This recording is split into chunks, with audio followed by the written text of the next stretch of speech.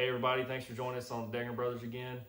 It's the Christmas season, so me and my brother Landon have been doing a lot of traveling, and we live kind of far away from our families, so we've been talking a lot about stuff we keep in our trucks just in case we run into an emergency. And so today we just wanted to go over kind of our kit for like 50 miles away from home to 1,000 miles. That's frequently where we find ourselves making road trips, so we wanted to focus on that. So there's a few things I keep in my truck all the time. I keep basic, flashlights, a couple of screwdrivers, and a little set, gloves, safety glasses, things like that. Then I have this bag here that stays in the bed of my truck pretty much all the time. And this is just basic recovery stuff. Now, mind you, we live in Texas, so we don't really worry about snow and stuff like that down here.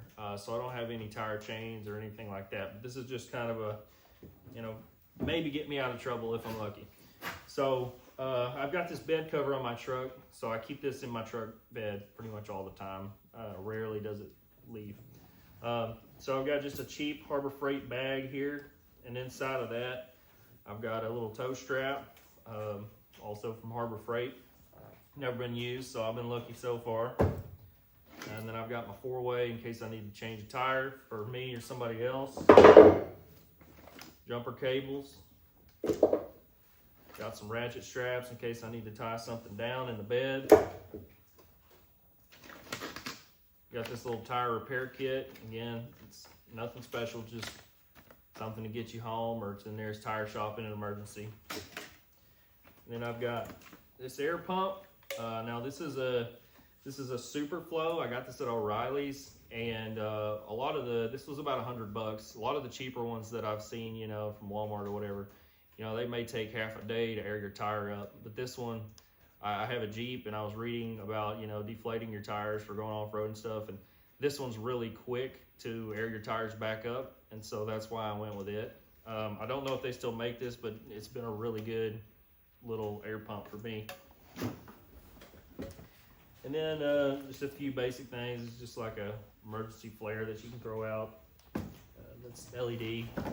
And then this is for my Jeep. It's just a valve stem puller to deflate your tires quicker. But I don't use that unless I'm in the Jeep, obviously.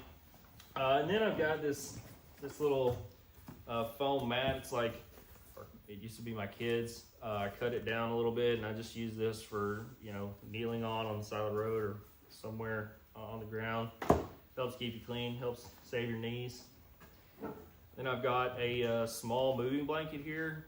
So we do a lot of furniture moving and stuff, and so this helps keep you from scratching it up when you're sliding it into the bed of the truck, and you can cover it up, protect it a little bit if you need to.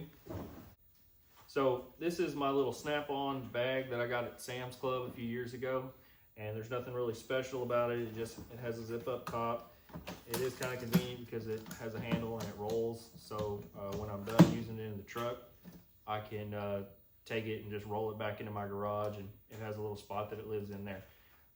But basically the idea that I try to stick to is just put as many tools as I can into here. Some of them are going to be redundant, but this thing basically lives here in the corner of my truck bed. Whenever we go places, if I need it, I can just get it right there, put it out on the ground, and have all my tools there.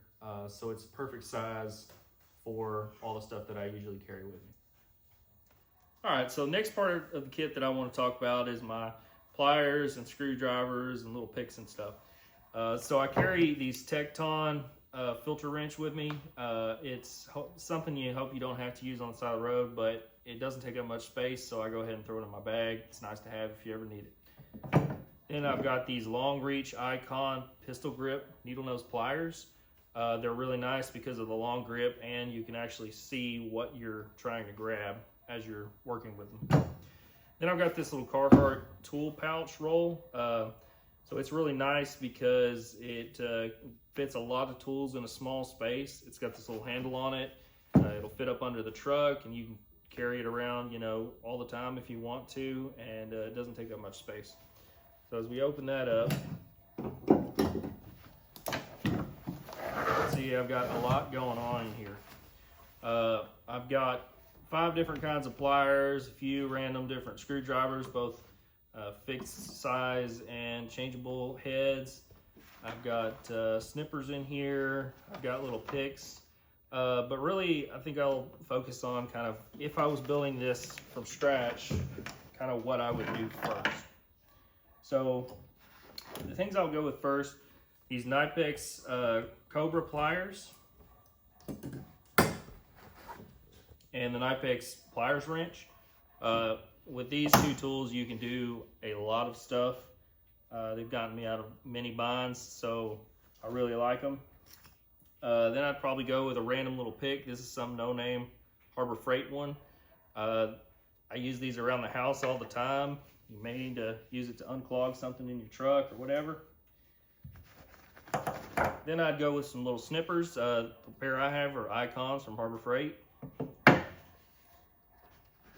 And then I keep other screwdrivers in my truck, but I'd go with like a little 11-in-1. This one's from Milwaukee.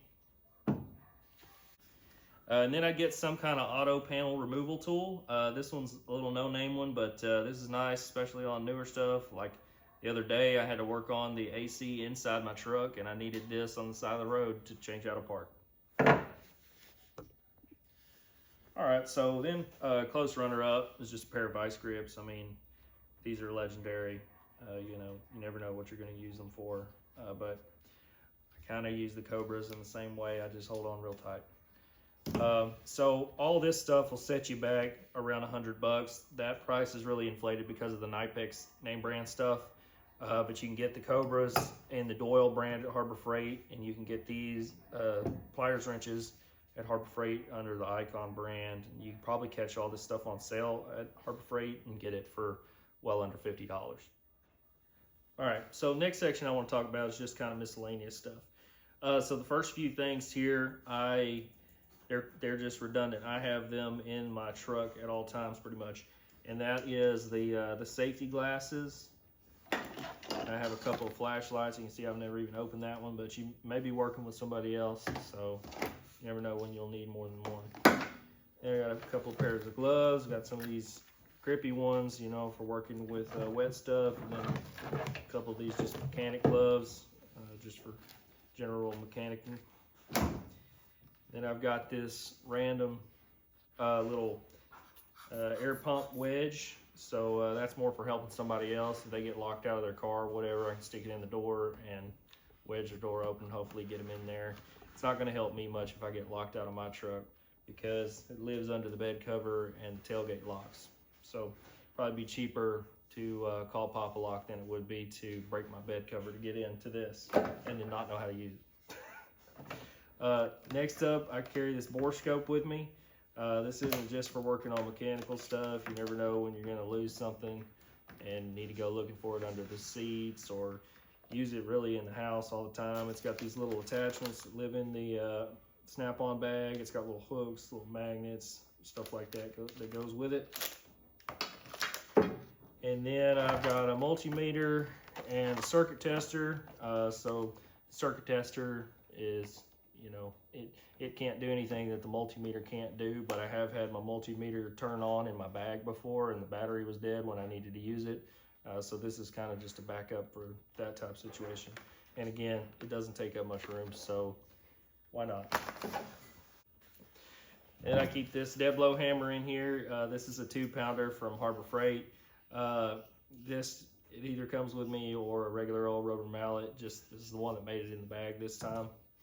And last but not least, I keep this extension cord around. I don't know how long it is, but you never know when you're going to need to plug in your grid heater when you go up north. All right, so next part of the kit is sockets and wrenches. And this is where the redundancy stuff I've been talking about really goes into overdrive. And part of that is just a product of stuff that lives in the kit all the time, and then some of it is stuff that lives in my toolbox at home all the time and just gets thrown in here before trip, just to be extra sure that I have everything that I want to go with me. So I'll talk about the basic wrenches first. These aren't huge. They go up to like 19 millimeter and 11/16, I think. But yeah, I've got SAE metric, and I have a second set right here. And then I've got a couple of little chrome socket sets. So this is a 1/4 inch Quinn from Harbor Freight. It's metric and standard. Same here, same exact kit, but it's 3/8. It's E and metric. Then I've got a few Icon ratchets. So this is the pivoting one. It's 1/4 inch. I got the pivoting 3/8, and then just a regular 1/2 inch. Got a 1/2 inch cobalt breaker bar with an adapter to go down to 3/8, just in case I need it. And then I've got a couple of power tools that usually go with me. So the first one's this little Milwaukee ratchet. Always keep these in the lock position when you're traveling. You don't want the button to get pressed and run your battery down while you're going down the road. Secondly, always make sure you top your batteries off before you leave, because you don't want to get out there in the middle of the night on the side of the road and have a dead battery. You have to do everything by hand, like the good old days. So next I got the old Ugga Dugga. So this is a 1/2 inch. I've got another adapter down to 3/8, but I do have a full 1/2 inch impact rated socket set in SAE and metric. These guys don't live in my bag, so I'm cheating a little bit there. They live full-time under the seat of my truck, and if I need them at home, I'll get them out of the truck and put them right back in. And lastly, this was a weekend trip where we were planning to do some work around the house at my mom and dad's, and so I just brought my big socket set with me. So again, redundancy here. And I'd say if you were starting out, you can get these Quinn sets pretty cheap at Harbor Freight. I caught these on sale. But if you just want to go ahead and do a complete set, all in one kit, it's not gonna fall apart like these do. I just had to dig these out of the bag for the video. These little sockets fall off all the time. This is a pretty quality set. I don't know the price, but it's well worth it. Well, if you made it this far, thank you for watching. Hopefully this gave you some ideas for your truck toolkit. If you got any comments for us, please drop them down on the video, and we look forward to seeing you on the next one.